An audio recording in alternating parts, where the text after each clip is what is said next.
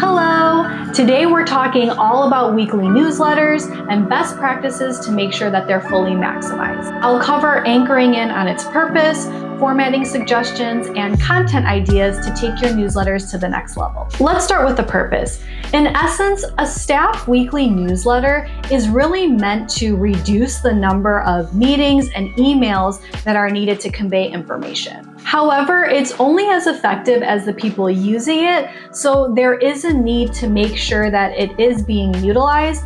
Otherwise, you run the risk of being redundant and having to explain things across meetings, the newsletters, and even in separate emails. If needed, take the time to do a newsletter reset. During this reset, it's really important to drive home that the information in this newsletter is not going to be repeated in other spaces, so it's important that this newsletter is read. In addition, you can share any updates around the cadence of a newsletter, key updates and information that will be in the newsletters. You can also suggest a day of when the newsletters need to be read by for them to be effective. So like by the end of the day on Fridays. And you can also share approximately how long you think each newsletter will take to read. I recommend that it should take only 5 to 7 minutes to read. The goal is to establish a predictable cadence, subject line, and be clear with the information within it so that reading it becomes a habit for staff. Of course, there's always exceptions. Key and urgent information may need to be communicated in a meeting, in a newsletter, and through individual email, but in general, it's really important to keep them separate so that the newsletter really does become valued. So let's talk about the formatting. Believe it or not, the formatting of the newsletter is honestly half the battle to get staff engagement. Here are some of the best practices I like to keep in mind when crafting a staff newsletter. The first thing is to make sure it's visually appealing, but not cluttered. You really want to be intentional with colors and formatting to be able to make the information easier to read and digest, and not necessarily for the aesthetics. For example, you may develop some sort of emoji key. A red circle can mean this information is urgent and it applies to this week. A yellow circle could mean this information is FYI, and also it will apply to next week.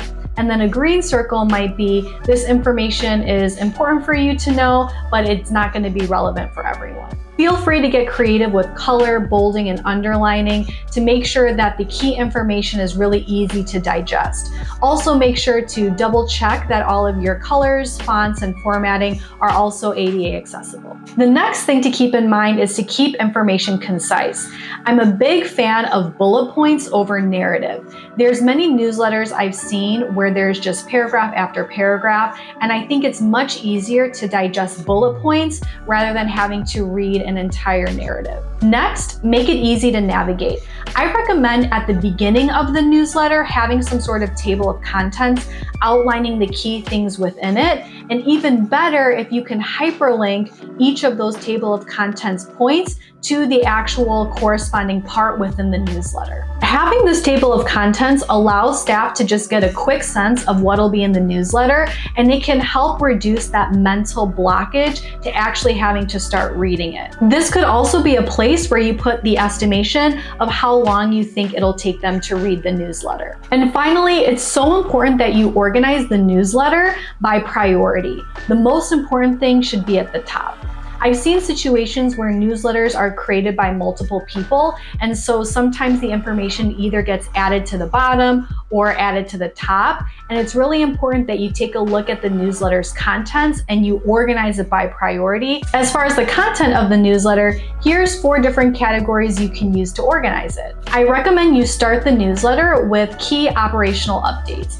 This can look like anything from safety drills, testing dates, other building due dates, or even some policy updates and announcements. This would be a great place to actually have a visual of a week at a glance, or maybe a couple weeks at a glance, putting these key dates on the calendar so that staff can really digest the information in a quick and easy way. Next, I recommend you have a place for school improvement updates. Use this place to communicate what all of the building teams are doing. I think a common staff sentiment is that they don't really know what building teams are doing unless they're part of the team. So I think that the newsletter is a really great place to address this. You can ask each team to submit a 1-sentence or 2-sentence summary of what they want to share with the staff that they worked on during that meeting or during that week. It could be a simple summary of what they talked about at the meeting, or it could be something more substantial, such as actions that they took on team project plans. I found that this visibility not only helps the rest of the school be informed, but it also encourages new collaborations and relationships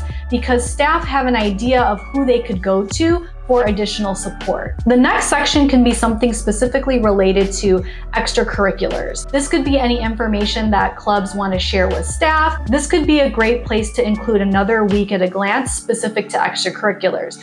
This could include game dates, performance dates, and even Spirit Week themes. Finally, you could end with a short, fun element for staff to get to know each other.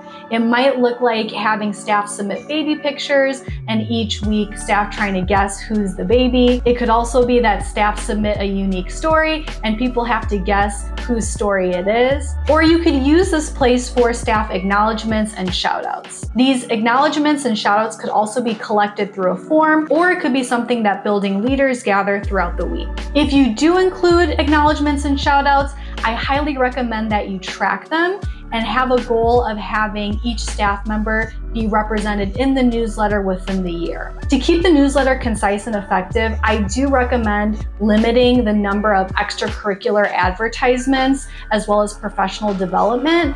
These can make the newsletter a bit long, and it detracts from the newsletter's purpose of conveying key information to minimize meetings and to minimize additional emails. If you are looking to reset the culture around your newsletters, I think it would be worthwhile to get some information on what staff like, don't like, and what they would like to see with your current newsletter, and take that information to make your new one better. As always, these are just some ideas to help inspire solutions that you can create specific to your building. If you'd like some ideas on how these can look in your setting, I'd be happy to help in the comments. Thank you for watching, and I hope you experienced the joy of doing something you love today.